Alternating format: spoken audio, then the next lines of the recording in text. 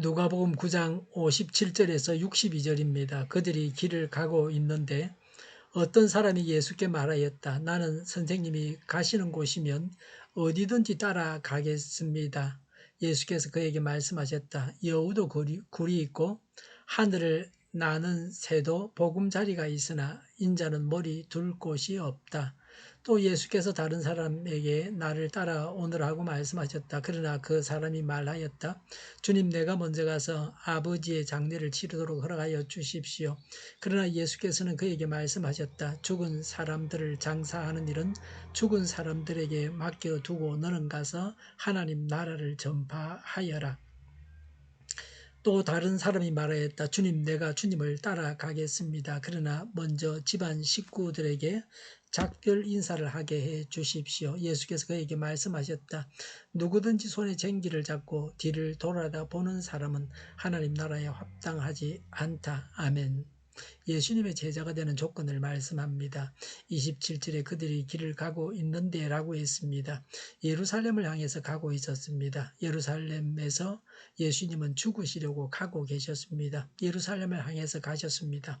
57절에 어떤 사람이 예수께 말하였다. 나는 선생님이 가시는 곳이면 어디든지 따라가겠습니다. 라고 했습니다. 성급하게 예수님을 따르겠다고 했습니다. 마태복음 8장 19절에는 이 사람이 율법학자였다고 했습니다. 예수님께서 십자가를 지시는 것은 생각지 않고 맹목적인 열광이었습니다.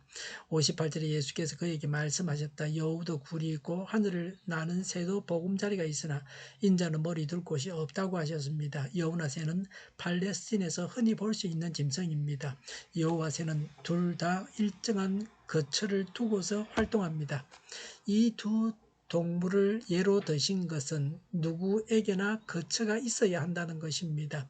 예수님은 집이 없으셨습니다. 공생애를 사시는 동안 예수님은 떠돌이로 생활하셨습니다. 오늘날로 말하면 예수님은 노숙자였습니다. 예수님은 최소한의 생활에 대한 욕구조차 보장받을 수 없을 정도로 험난한 생활을 하셨습니다. 요새 청년들이 집을 살 엄두를 내지 못합니다. 결혼도 자녀를 낳는 것도 필수는 아니라고 합니다. 그냥 있는 대로 즐기면서 살려고만 하는 사람들도 있습니다. 집값이 너무 올라서 너무 비쌉니다. 누구나 서민주택 한 채는 가지고 그 집에서 살 수 있게 해야 합니다. 유대인들은 대를 이어서 자녀들에게 땅을 물려주었습니다. 서민이 사는 주택 한 채는 부모에게 물려받든 개인이 구매하든 쉽게 마련할 수 있어야 합니다. 공급과 수요를 잘 맞추어서 적정한 집값을 유지하게 해야 합니다.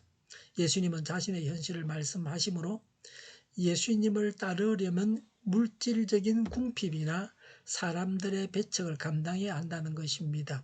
많은 어려움을 극복해야 하는 인내가 요구됨을 가르치셨습니다. 이 사람은 예수님으로부터 이런 말씀을 들어야 할 만큼 예수님의 제자가 되는 것에 대해서 안이하게 생각했습니다. 59절에 또 예수께서 다른 사람에게 나를 따라오느라고 말씀하셨다. 그러나 그 사람이 말하였다. 주님, 내가 먼저 가서 아버지의 장례를 치르게 허락해 주십시오라고 했습니다. 여기서는 예수님께서 직접 제자가 되라고 하셨습니다. 먼저 언급한 율법학자와 대조적입니다. 율법학자는 맹목적 열정을 가지는 것이 문제였습니다. 이 사람은 미온적 태도가 문제였습니다. 60절에 그러나 예수께서는 그에게 말씀하셨다. 죽은 사람들을 장사하는 일은 죽은 사람들에게 맡겨두고 너는 가서 하나님의 나라를 전파하여라고 했습니다. 부모의 장례를 치르는 것은 자녀가 된 도리입니다. 이 사람은 장례식을 핑계로 예수님을 따르지 않으려고 하고 있습니다. 죽은 사람은 이미 죽은 사람입니다. 하나님 나라를 전파해서 죽어가는 사람들을 살려야 합니다. 사람들이 지옥길을 향해서 가고 있는데 천국길을 가게 해야 합니다. 예수님을 따르기를 지체하는 사람들에게 하시는 말씀입니다. 예수님의 제자가 되려면 무엇보다 먼저 하나님 나라의 일에 우선을 두어야 합니다. 부모에 대한 도리를 저버리고 예수님을 따르라는 말씀이 아닙니다. 부모에 대한 도리가 복음 사역을 미루는 변명이 되어서는 안 됩니다. 영에 속한 자는 영적인 일을 가장 우선적으로 해야 합니다. 61절에도 다른 사람이 말하였다. 주님, 내가 주님을 따라가겠습니다. 그러나 먼저 집안 식구들에게 작별 인사를 하게 해 주십시오. 62절에 예수께서는 그에게 말씀하셨다. 누구든지 손에 쟁기를 잡고 뒤를 돌아다 보는 사람은 하나님의 나라에 합당하지 않다고 하셨습니다. 이 사람은 예수님의 제자가 되기로 작정을 했지만 아직도 세상에 대한 미련을 버리지 않았습니다. 그래서 작별 인사도 허락하지 않으셨습니다. 예수님께서 가족과 작별 인사를 못하게 하신 것이 아닙니다. 이 사람에게만 특별히 금지하셨습니다. 세상 일에 집착하는 자에게 하시는 말씀입니다. 세상 일에 대한 집착을 버리라는 말씀입니다. 세상 염려와 관심이 복음 사역을 방해하게 해서는 안 된다는 것입니다. 예수님을 따르기 위해서는 가족 관계에도 초월해야 합니다. 자기의 모든 세상적인 관심을 버리고 포기해야 할 때도 있습니다. 예수님의 제자가 되어서 합당한 복음 사역자가 되려면 세상 것을 희생하고 모든 가치에 앞서 예수님께 절대적으로 헌신하는 자세를 가져야 합니다. 하나님께서 부르실 때는 만사를 제쳐두고 그 부르심에 응해야 합니다. 예수님의 제자가 되어 예수님을 따르기 위해서 어떤 고난도 감수하겠다는 자세를 가져야 합니다. 예수님의 제자가 되려면 복음을 전하는 일과 예수님을 따르는 일을 최우선적으로 생각해야 합니다. 예수님의 제자는 세상 일에 대한 집착을 버려야 합니다. 세상에 대한 미련을 버려야 합니다. 기도하겠습니다. 예수님의 제자가 되어서 전도하고 양육하는 것을 가장 먼저 할 일로 또 가장 중요한 일로 여기게 하옵소서. 오늘보다는 내일이 더 낫게 하옵소서. 교회가 분열되지 않고 하나가 되게 하여 주시옵소서.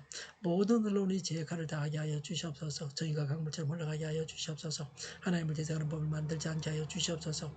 코로나19가 물러가고 전 세계적으로 백신을 신속하게 대량 생산해서 충분히 공급하여 하게 하옵소서. 치료제가 나오고 갇힌 생활이 끝나게 하여 주시옵소서. 수도권과 부산과 영도의 환자 폭증을 막아 주옵소서.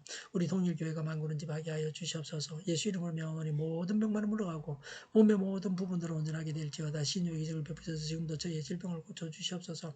코로나로 치료하는 모든 자들을 고치시고 온전케 하여 주시옵소서. 저희와 교회와 이 나라의 민족을 불쌍히 여겨 주시옵소서. 교회와 나라의 잘못된 것을 제거해서 성결하게 하여 주시옵소서. 교회와 나라의 지도자 복을 허락하여 주시옵소서. 하나님께서 기뻐하시는 교회와 나라가 되게 하여 주시옵소서. 늘 맑은 공기를 마실 수 있게 하여 주시옵소서. 공부하는 학생들에게 지혜를 다하셔서 앞서가게 하시며 합격의 영광을 누리게 하여 주시옵소서. 오늘도 하나님 안에서 차고 넘치는 삶, 복된 삶을 살게 하여 주시옵소서. 은혜가 넘쳐나는 예배, 감점이 없는 예배를 드리게 하여 주시옵소서. 좋으신 하나님을 찬양하면서 예수님의 이름으로 기도하옵나이다. 아멘.